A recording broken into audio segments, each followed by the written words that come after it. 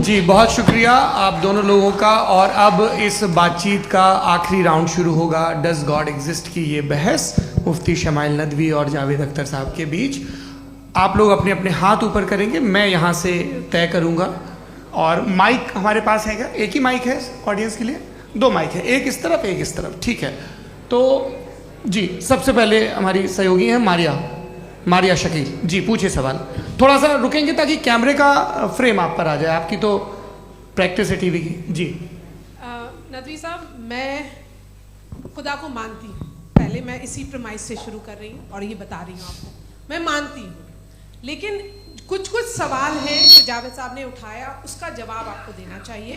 पहला सवाल ये कि गज़ा में सालों से छोटे बच्चे मर रहे हैं, वो उनको अगर खुदा मर्सीफुल है, हम मानते हैं कि अल्लाह ताला में बहुत ताकत है, तो वो बच्चे क्यों मर रहे हैं? दूसरी बात ये कि अगर कंटिजेंसी की जो आप बात करते हैं, पूरे मुस्लिम ममालिक मिल करके भी उन गज़ा के बच्चों को क्यों नहीं बचा पा रहे हैं? क्योंकि अगर वो चाहते, क्योंकि अल्लाह ताला उन पर हुकूमत करते हैं, सब पर हुकूमत करते हैं, तो वो उनको क्यों नहीं बचा? जी थैंक यू वेरी मच। बहुत अच्छा किया आपने इस चीज़ को जिक्र कर दिया, मैं इसको और अच्छे से एक्सप्लेन करने की कोशिश करता हूँ। देखें, जहाँ तक आपने कहा कि गज़ा के बच्चों को मारा जा रहा है, देखिए 2 वर्ल्ड व्यू है, एक एथीस्टिक वर्ल्ड व्यू, एक थीस्टिक वर्ल्ड व्यू है। बच्चे मर रहे हैं दोनों वर्ल्ड व्यू में, लेकिन हमारा वर्ल्ड व्यू कह रहा है कि रिकॉम्पेंस है, ये कह रहे हैं कि उनका मरना बेकार जाने वाला है, कोई उसका रिकॉम्पेंस नहीं है, चूंकि इनके यहाँ आखिरत और अल्लाह का कोई तसव्वुर या गॉड का कोई तसव्वुर नहीं है।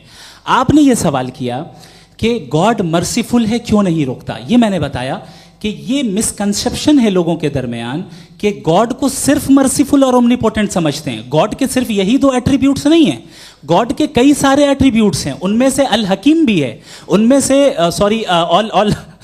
ऑल वाइज भी है, ऑल नोइंग भी है। लिहाजा अगर इस दुनिया में किसी को तकलीफ आ रही है और गॉड उसको नहीं रोक रहा है, वो इसलिए नहीं रोक रहा है चूंकि इंसानों को फ्री विल दिया गया है।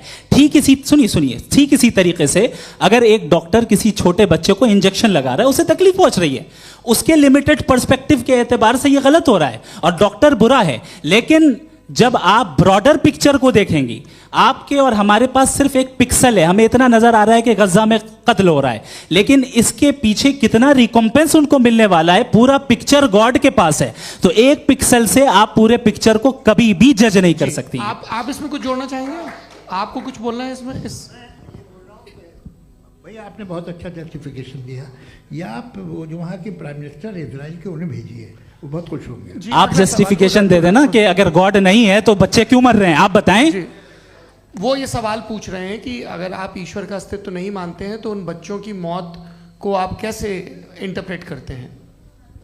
भाई ये दुनिया जो है, जो ताकतवर लोग होते हैं वो एक नाइंसाफी करते हैं। तो ये अच्छा काम है आपके नजदीक, तो नेचर नाइंसाफी पे मबनी है। अरे मेरे भाई, आप नेचर की कहाँ बात कर रहे हैं, तो इंसान की बात। तो फिर जब मैं इंसान की बात कर रहा था, आप नेचर की बात करने लग गए। क्रॉस एग्जामिनेशन नहीं, हाँ अब आप मुझे बोलने नहीं देंगे तो अलग बात है, आप बोलिए, मुझे कोई जल्दी नहीं। जी नहीं, ये क्रॉस एग्जामिनेशन मुझे बोल तो लेने दीजिए। जी बोलिए। क्या बात ये है कि ह्यूमन सोसाइटी तभी साथ में रह सकती है जब वो मोहब्बत से, एकता से, एक दूसरे के एहतराम करके रहे। इसके अलावा पॉसिबल नहीं है, अकेले तो इंसान रह नहीं सकता।